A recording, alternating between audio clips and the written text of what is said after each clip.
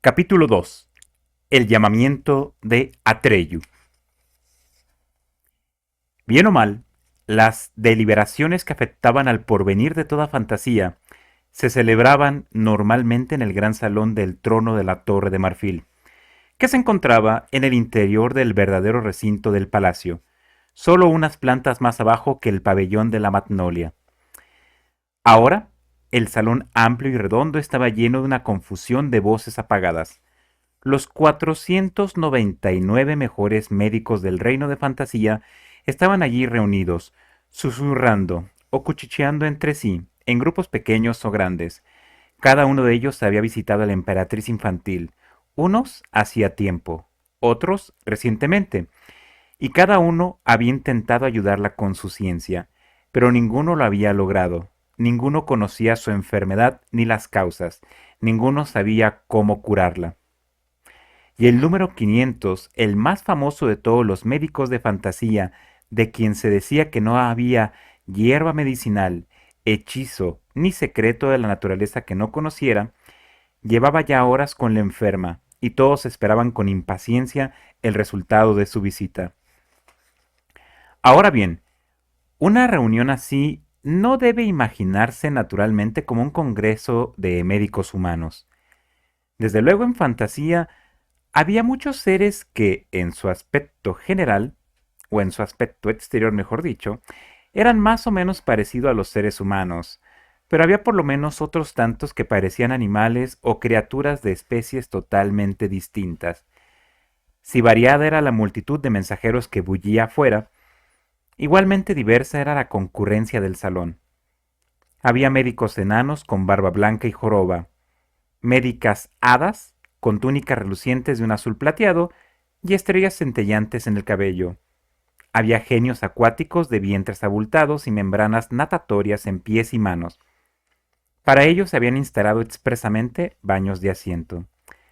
Pero había también serpientes blancas, enroscadas en la gran mesa del centro del salón, elfos abeja y hasta brujas, vampiros y espectros que, en general, no eran considerados especialmente bienhechores o salutíferos. Para comprender la presencia de estos últimos es absolutamente necesario saber una cosa. La emperatriz infantil era, como indica su título, la soberana de todos los incontables países del reino sin fronteras de fantasía, pero en realidad era mucho más que una soberana, o mejor dicho, era algo muy distinto. No gobernaba, nunca había utilizado la fuerza ni hecho empleo de su poder. No mandaba nada, ni daba órdenes a nadie. Nunca atacaba, ni tenía que defenderse de ningún atacante, porque a nadie se le hubiera ocurrido levantarse contra ella ni hacerle daño. Para ella todos eran sus iguales. Solo estaba allí, pero estaba allí de una forma especial. Era el centro de toda la vida de fantasía. Podemos decir que era el pilar que sostenía a toda fantasía. Y todas las criaturas, buenas o malas, hermosas o feas, divertidas o serias, necias o sabias, todas estaban allí solo porque ella existía. Sin ella no podía subsistir nada, lo mismo que no puede subsistir un cuerpo humano sin el corazón. Nadie podía comprender del todo su secreto, pero todos sabían que era así, y por eso la respetaban por igual todas las criaturas de aquel reino, y todas se preocupaban igualmente por su vida, porque su muerte hubiera sido también el fin de todos, el hundimiento del inmenso reino de fantasía. Los pensamientos de Bastian vagaban. En su recuerdo, vio de pronto otra vez el largo pasillo de la clínica en que habían operado a su mamá. Él se había quedado sentado esperando muchas horas con su padre delante de la sala de operaciones. Cuando su padre había sido preguntado, cuando su padre había preguntado luego cómo estaba su madre, había recibido solo respuestas evasivas. Nadie parecía saber exactamente cómo estaba. Por fin había venido un hombre calvo, de bata blanca, que parecía cansado y triste. Les había dicho que todos los esfuerzos habían sido inútiles y que lo sentía mucho. Les había dado a los dos la mano y había murmurado mi sentido pésame. Después, todo había cambiado entre su padre y Bastian. No exteriormente. Bastian tenía todo lo que podía desear. Tenía una bicicleta de 3 marchas, un tren eléctrico, muchas tabletas de vitaminas, 53 libros, un hámster, un acuario con peces tropicales, una máquina de fotos pequeña, 6 navajas y todo lo imaginable. Pero en el fondo, todo eso no le importaba nada. Bastian recordaba que su padre, antes, había jugado de buena gana con él. A veces hasta le había contado o leído historias, pero todo aquello había terminado. Ya no podía hablar con su padre. Alrededor de éste había como una pared invisible que nadie podría atravesar. A Bastian nunca lo reñía, ni lo elogiaba. Tampoco dijo nada cuando lo suspendieron. Solo lo miró de aquella forma ausente y preocupada. Y Bastian tuvo la sensación de no estar allí. Esa sensación era la que casi siempre tenía con su padre. Cuando, por la noche, se sentaban juntos delante de la televisión, Bastian se daba cuenta de que su padre no la miraba, sino que estaba lejos, muy lejos con el pensamiento donde él no podía alcanzarlo. O algunas veces, cuando los dos tenían un libro, Bastian se daba cuenta de que su padre no leía porque durante horas contemplaba la misma página sin pasarla. Bastian comprendía que su padre estaba triste. También él había llorado entonces muchas noches, tanto que, a veces, tenía que vomitar a causa de los sollozos. Pero aquello había pasado, poco a poco, y después de todo, él estaba allí. ¿Por qué no hablaba su padre con él? ¿Por qué no hablaba de madre, de cosas importantes y no solamente de lo imprescindible? Mm,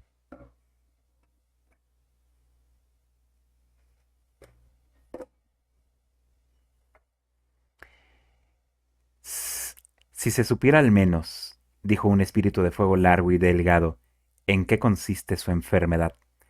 No tiene fiebre, no tiene nada inflamado, ninguna erupción, ninguna infección. Es simplemente como si se estuviera extinguiendo, sin saber por qué. Al hablar le salían de la boca, después de cada frase, pequeñas nubecillas de humo que formaban figuras. Aquella vez fue un signo de interrogación. Un viejo cuervo desplumado, que parecía una gran patata en la que alguien hubiera clavado al azar unas cuantas plumas negras, respondió con voz graznante. Era experto en enfermedades producidas por enfriamientos. ¡No tose! No, eso no es como un perico. No tose. No está constipada. No es ninguna enfermedad en sentido clínico. Se arregló las gruesas gafas sobre el pico y miró a los circunstantes con desafío. En cualquier caso, una cosa me parece evidente. Zumbó un escarabeus. Coleóptero también a veces, escarabajo pelotero. Entre su enfermedad y las horribles cosas de que nos informan los mensajeros de toda fantasía, existe una misteriosa relación. Bah, le rebatió despectivamente un hombrecito de la tinta. Usted no hace más que ver misteriosas relaciones por todas partes. Y usted no ve siquiera el borde de su tintero, zumbó el escarabaus, irritado.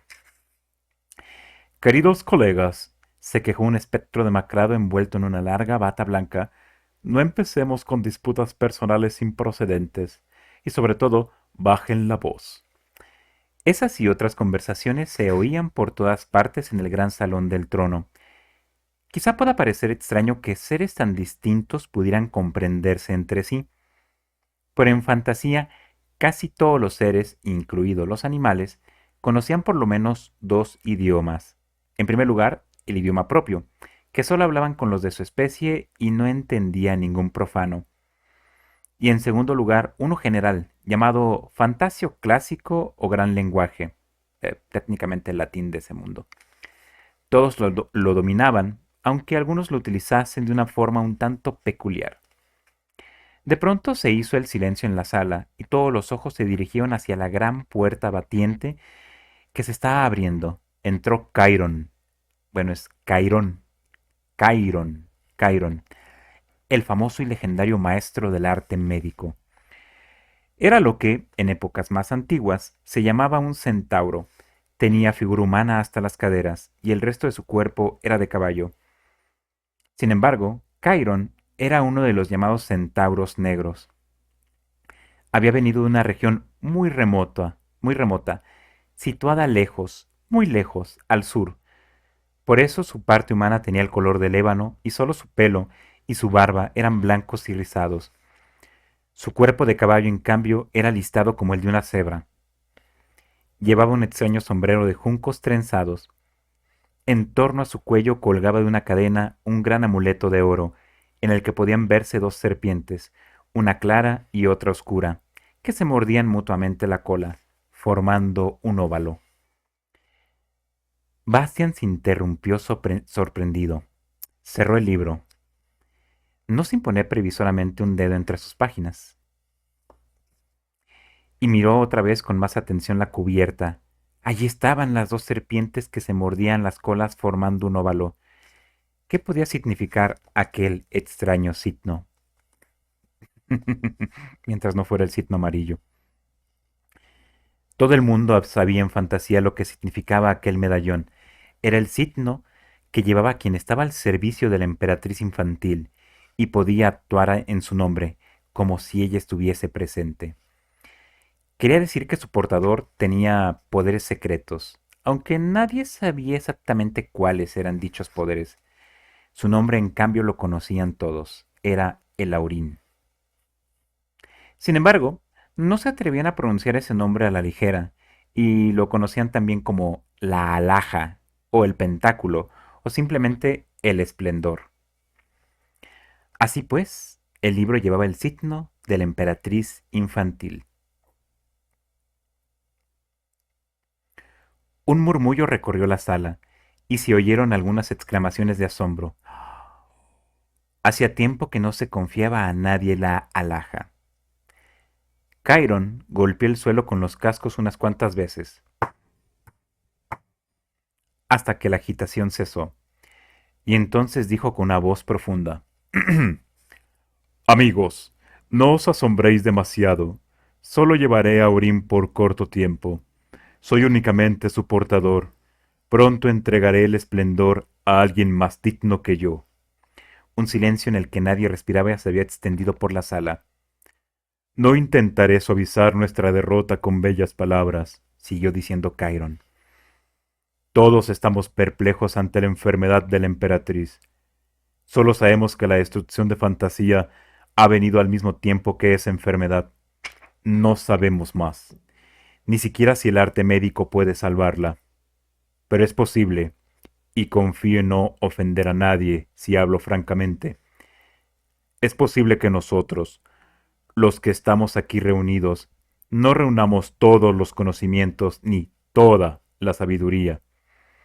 Incluso tengo la última y única esperanza de que, en alguna parte de este reino sin fronteras de fantasía, existe un ser más sabio que nosotros, capaz de prestarnos su consejo y su ayuda. Pero eso es más que incierto. Donde quiera que pueda estar la posibilidad de salvación, una cosa es segura. Su búsqueda requiere un explorador capaz de encontrar su camino en lo intransitable y de no retroceder ante ningún peligro ni ningún esfuerzo. En una palabra, un héroe. Y la emperatriz infantil me ha dicho el nombre de ese héroe, al que confía su destino y el nuestro. Se llama Atreyu, y vive en el mar de hierba, detrás de los montes de plata. Yo le entregaré el Aurín, y lo enviaré a la gran búsqueda, y ahora lo sabéis todos. Dicho esto, el viejo centauro salió ruidosamente de la sala. Chiron out, o sea, salió corriendo diciendo eso y no dio explicaciones. Es menester, había prisa. Los que se quedaron se miraron unos a otros confusos. ¿Cómo se llamaba ese héroe?, preguntó uno. Atreyu o algo parecido, dijo otro. No lo he oído en mi vida, exclamó un tercero, y los 499 médicos movieron preocupados la cabeza, o la extremidad correspondiente según su especie. El reloj de la torre dio las 10. Bastian se asombró de lo deprisa que había pasado el tiempo. Durante las clases, cada hora le parecía normalmente una eternidad. Abajo, en el aula, tenían ahora historia con el señor Droschen, un hombre delgado, casi siempre de mal humor, a quien le gustaba especialmente poner en ridículo a Bastian, delante de todos porque no podía recordar las fechas de las batallas, los nacimientos ni los reinados de nadie. El mar de hierba, situado tras los montes de plata, estaba a muchos, muchísimos días de camino de la Torre de Marfil. Se trataba de una pradera que realmente era tan ancha y tan grande y tan plana como el mar. Una hierba jugosa crecía en ella, hasta la altura de un hombre, y cuando el viento la acariciaba, las olas recorrían como si fuera el océano, y murmuraba lo mismo que el agua. El pueblo que allí vivía se llamaban los hombres de la hierba, o también los pieles verdes. Tenían el pelo de color negro, azulado, e incluso los hombres lo llevaban largo, y a menudo en trenzas, y su piel era de un color verde oscuro que tiraba un poco a castaño, como el de las aceitunas. Llevaban una vida sumamente sobria, severa y dura, y sus hijos, tanto los pequeños como tanto los varones como las mujeres, eran educados en el valor, la nobleza y el orgullo. Tenían que aprender a soportar el calor, el frío y las privaciones, y poner a prueba su arrojo. Esto era necesario porque los pieles verdes eran un pueblo de cazadores. Todo lo que necesitaban para la vida lo fabricaban con la hierba dura y fibrosa de las praderas, o lo sacaban de los búfalos purpúreos, que en enormes rebaños recorrían el mar de hierba. Aquellos búfalos purpúreos eran casi 2 veces mayores que toros o vacas corrientes. Tenían una piel de pelo largo, brillo sedoso y color rojo púrpura, y unos cuernos formidables, de puntas duras y afiladas como puñales. En general, eran pacíficos, pero cuando husmeaban un peligro o se sentían atacados, podían ser tan terribles como una fuerza de la naturaleza.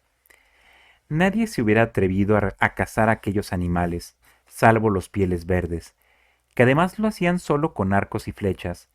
Preferían la lucha caballerosa, y por eso ocurría a menudo que no era el animal, sino el cazador, quien perdía la vida. Los pieles verdes querían y respetaban a los búfalos purpúreos, y creían que únicamente tenían derecho a matarlos, porque estaban dispuestos a ser asesinados por ellos. Había cierta reciprocidad, vaya. La vida estaba en juego. La noticia de la enfermedad de la emperatriz infantil y de la fatalidad que amenazaba a toda fantasía no había llegado aún a aquellas tierras. Hacía ya mucho tiempo que ningún viajero llegaba a los campamentos de los pieles verdes. La hierba crecía más jugosa que nunca. Los días eran claros y las noches estrelladas. Todo parecía normal. Todo parecía ir bien. Pero un día apareció en el campamento un viejo centauro negro de pelo blanco. Su piel chorreaba sudor. Parecía mortalmente exhausto, y su rostro barbudo estaba consumido y demacrado. En la cabeza llevaba un extraño sombrero de juncos tejidos y al cuello una cadena de la que colgaba un gran amuleto. Era Chiron. Se quedó de pie en medio del espacio despejado que rodeaban las tiendas del campamento en círculos cada vez más anchos, y allí donde los ancianos se reunían para el consejo o donde, en los días de fiesta, se bailaban bailes y se cantaban viejas canciones, esperó y miró a su alrededor. Pero a su alrededor solo se apretaban mujeres y hombres muy viejos, o niños muy pequeños, que lo miraban curiosos. Entonces, impaciente, golpeó el suelo con los cascos. ¿Dónde están los cazadores y cazadoras? Resopló, quitándose el sombrero y secándose la frente. Una mujer de pelo blanco, con un bebé en los brazos, respondió: Todos han ido de casa. No volverán hasta dentro de 3 o 4 días. ¿Está Atreyu con ellos? Preguntó el centauro. Sí, extranjero. Pero, ¿de qué lo conoces? No lo conozco. Id a buscarlo. Extranjero, respondió un anciano con muletas. Difícilmente vendrá porque hoy es su casa. Comienza a la puesta del sol. ¿Sabes lo que eso significa? Chiron sacudió sus crines y piafó. No lo sé. Y tampoco importa, porque tiene algo más importante que hacer. Ya conocéis el signo que llevo. Por lo tanto, id a buscarlo. Vemos la alhaja, dijo una niña, y sabemos que te envía la emperatriz infantil. ¿Pero quién eres tú? Me llamo Chiron, refunfuñó el centauro. Chiron el médico. Si es que eso os dice algo. Una anciana encorvada se adelantó y dijo: Es verdad, lo conozco. Lo vi una vez cuando todavía ya era joven. Es el médico más importante y famoso de fantasía. El centauro hizo un gesto de saludo con la cabeza. Gracias, mujer, dijo. Y ahora si alguno de vosotros fuera tan amable y trajese una vez a Treyu. Es urgente. Está en juego la vida de la emperatriz infantil. Yo lo haré, gritó una niña que tendría unos 5 o 6 años. Corrió, y pocos segundos más tarde se la pudo ver entre las tiendas, sobre un caballo sin silla, que partía al galope. Vaya, por fin, refunfuñó Chiron, y perdió el conocimiento. Cuando volvió en sí, no supo al principio dónde estaba, porque a su alrededor reinaba la oscuridad. Solo poco a poco, se dio cuenta de que se encontraba en una tienda espaciosa, echado sobre una manta de piel. Parecía ser de noche, y por una grieta de la cortina que hacía de puerta, penetraba el resplandor de las llamas de una hoguera. ¡Ah! Por los clavos de una herradura, murmuró mientras trataba de incorporarse. ¿Cuánto tiempo llevo aquí? Una cabeza echó una ojeada por la cortina de la puerta, se retiró y alguien dijo: Sí, parece que se ha despertado. Entonces la cortina fue corrida a un lado y entró un muchacho de unos 10 años. Llevaba pantalones largos y zapatos de cuero blando de búfalo. Tenía el torso desnudo y solo le colgaba de los hombros un manto purpúreo, al parecer de pelo de búfalo, que le llegaba hasta el suelo. Su pelo, largo y de color negro azulado, lo llevaba atado en la nuca con tiras de cuero, formando una trenza. En la piel verde aceitunada de su frente y sus mejillas había pintados, en color blanco, algunos adornos sencillos. Sus ojos oscuros centelleaban coléricos, mirando al intruso, pero por lo demás no se apreciaba en sus facciones emoción alguna. A la voz. ¿Qué quieres de mí, extranjero? Preguntó. ¿Por qué has venido a mi tienda? ¿Y por qué me has privado de mi casa? Si hubiera matado hoy al gran búfalo y mi flecha estaba ya en la cuerda cuando me llamaron, mañana sería un cazador. Ahora tendré que esperar un año entero. ¿Por qué? El viejo centauro lo miró desconcertado. ¿Eso quiere decir? Preguntó por fin. ¿Que eres Atreyu? Sí, extranjero. ¿No hay algún otro hombre, un hombre adulto, un cazador experimentado con ese nombre? No, Atreyu soy yo y nadie más. El viejo Chiron se dejó caer en el lecho y jadeó. "Ah, un niño, un muchacho. Realmente las decisiones de la emperatriz infantil son difíciles de comprender". Atreyu callaba esperando inmóvil. Perdóname, Atreyu, dijo Chiron, que solo con dificultad podía dominar su agitación. No tenía la intención de ofenderte, pero sencillamente ha sido una sorpresa demasiado grande. A decir verdad, estoy desesperado. Me pregunto seriamente si la emperatriz infantil sabía de veras lo que hacía al elegir a un niño como tú. Evidentemente es una locura, y si lo hizo deliberadamente, entonces... Sacudió con violencia la cabeza y balbuceó. No, no. Si yo hubiera sabido a quién me enviaba, me hubiera negado simplemente a transmitir su encargo. Me hubiera negado. ¿Qué encargo? Preguntó Atreyu. Es una monstruosidad, exclamó Chiron, dejándose llevar por la cólera. Cumplir esa misión hubiera sido probablemente algo imposible para los seres más grandes y aguerridos, pero para ti. Ella te envía a lo desconocido, a buscar algo que nadie conoce, nadie puede ayudarte, nadie puede darte consejos y nadie puede predecir lo que te aguarda. Y sin embargo tienes que decidir enseguida, ahora mismo, sobre la marcha, si aceptas o no esa misión. No hay momento que perder. He galopado casi durante 10 días con sus noches para encontrarte, pero ahora casi quisiera no haber venido. Soy muy viejo y estoy al cabo de mis fuerzas. Dame un trago de agua, por favor. Atreyu trajo un jarro de agua fresca de la fuente. El centauro bebió a grandes sorbos. Luego se enjugó la barba y dijo un poco más tranquilos: Ah, gracias. Qué bien me hace. Ahora me siento mejor. Escucha, Atreyu. No necesitas aceptar este encargo. La emperatriz infantil lo deja a tu elección. No te lo ordena. Yo se lo explicaré y ella encontrará a otro. No debía de saber que eres un muchacho, un niño. Se habrá confundido con otro. Esa es la única explicación. ¿En qué consiste la misión? Quiso saber Atreyu. En encontrar el remedio para la emperatriz infantil, respondió el viejo centauro, y salvar a Fantasía. ¿La emperatriz está enferma? Preguntó asombrado Atreyu. Chiron comenzó a contar lo que le pasaba a la emperatriz infantil y lo que habían relatado los mensajeros de toda Fantasía. Atreyu siguió haciendo preguntas y el centauro las contestó lo mejor que pudo. Fue una larga conversación nocturna, y cuanto mejor comprendía Atreyu todo el alcance de la fatalidad que había caído sobre Fantasía, tanto más claramente se dibujaba en su rostro, al principio tan reservado, la más franca consternación.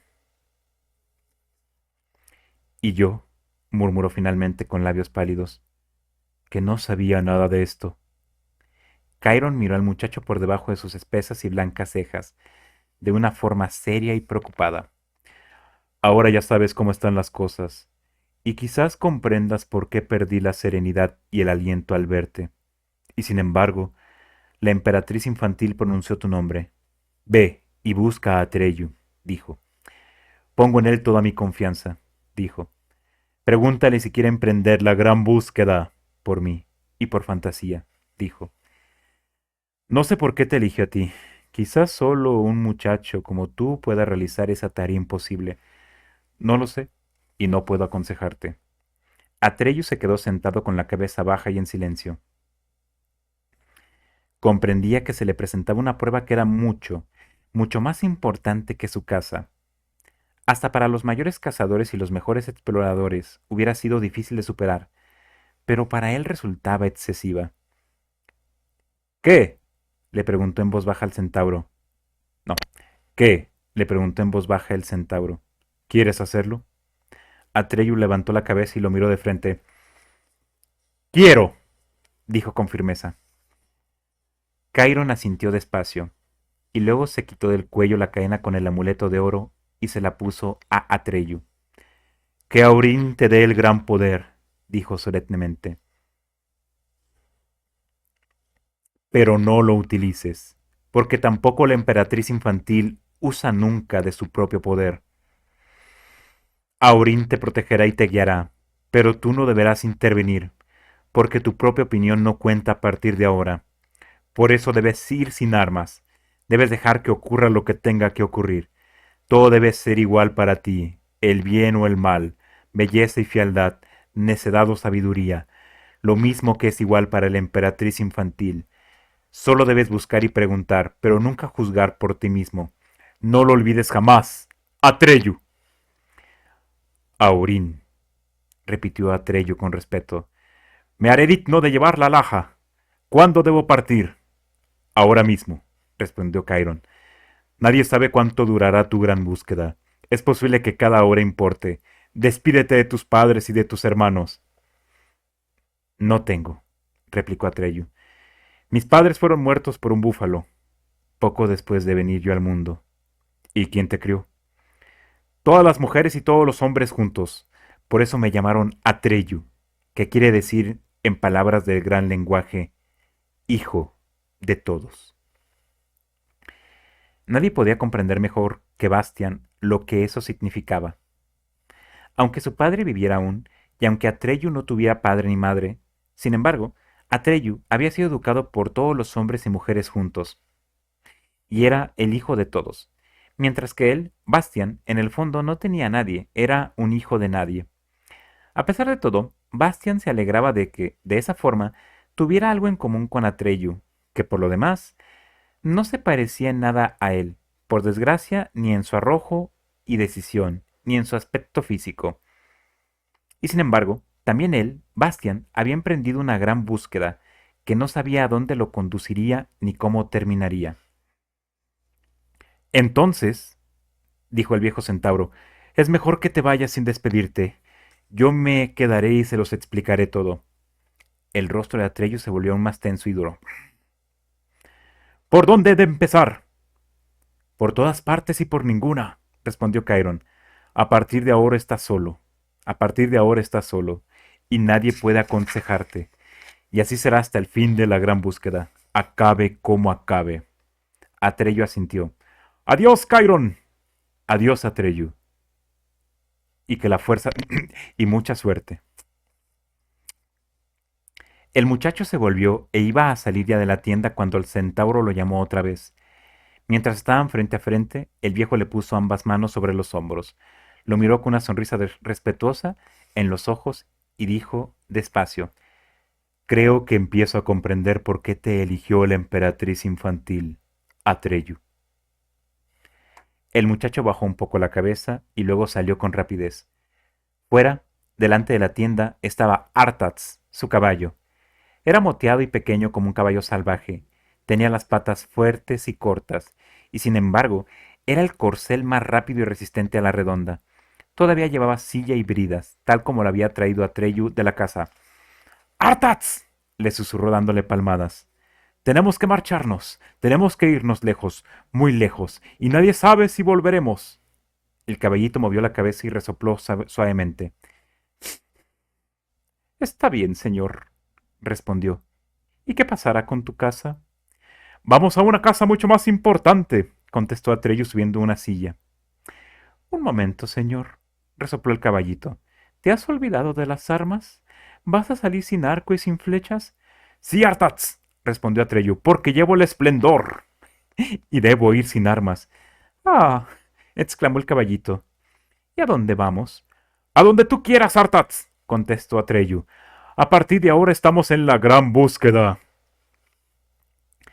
Con estas palabras salieron al galope y la oscuridad de la noche se los tragó. Al mismo tiempo sucedía en otro lugar de fantasía algo que nadie observaba y de lo que ni Atreyu ni Artax, tampoco Chiron tenían la menor sospecha. En un páramo nocturno muy lejano, las tinieblas se concentraron para formar una figura vaga y enorme. La oscuridad se fue espesando hasta que, incluso en aquella noche sin luz, el páramo pareció un formidable cuerpo hecho de negrura.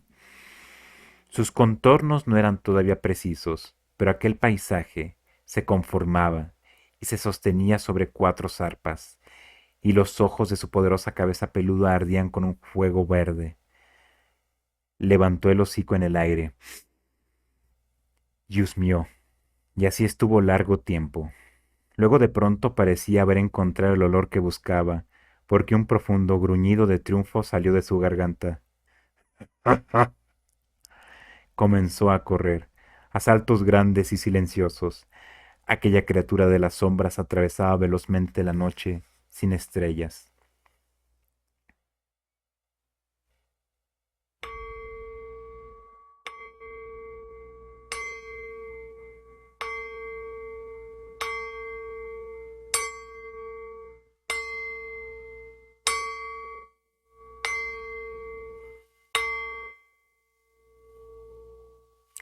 El reloj de la torre dio las 11. Ahora empezaría el recreo. De los pasillos subía el griterío de los niños que corrían abajo por el patio del colegio. A Bastian, que seguía sentado en cuclillas en las colchonetas de gimnasia, se le habían dormido las piernas. Al fin y al cabo, no era un indígena. Se puso en pie, sacó el bocadillo del colegio y una manzana de la cartera, y comenzó a andar arriba y abajo por el desván. Sentía un hormigueo en los pies, que lentamente se le despertaron.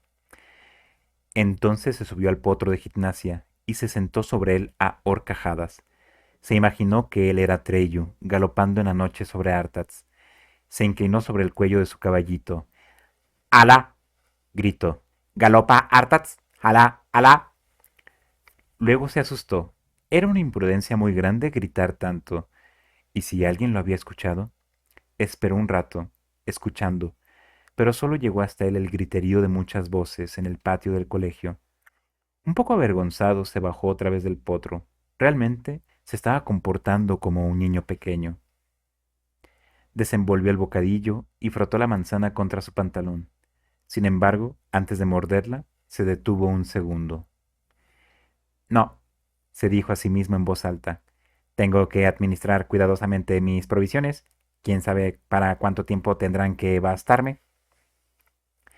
Con el corazón oprimido, envolvió otra vez el bocadillo y lo metió de nuevo en la cartera, juntamente con la manzana.